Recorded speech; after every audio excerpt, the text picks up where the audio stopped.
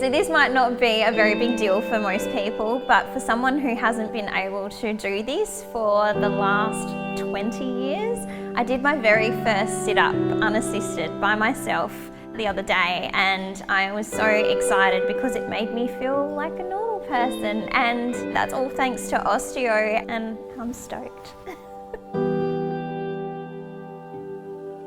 I was diagnosed with scoliosis at the age of 10.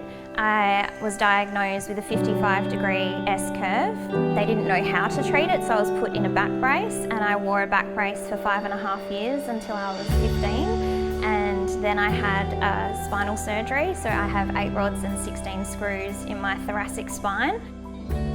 Being diagnosed with scoliosis at such a young age and going straight into a back brace at the age of 10 was, to be totally honest, quite traumatic. It really knocked my self-esteem and has really had a lasting impact on me even now, well into adulthood. But it really did affect me mentally and emotionally, and then when I had my surgery at 15, I was off school for an entire term and I couldn't even sleep in my own bed. I was sleeping on the couch with 2 phone books under my pillow because that was the only way I could get comfortable, and I had to resort to sleeping tablets. And I just remember one day that it all became too much for me because I was 15 and it felt like the whole world was passing me by. After having exhausted what I felt like was quite a number of different treatments, I discovered osteo and decided to give it a go because why not? I was amazed, and having gone quite regularly ever since that first appointment, I can just see the difference and I can feel the difference in my back. And even doing exercise now, my instructors just remark at how much I've come in leaps and bounds just over the past few months, and I credit that to osteo.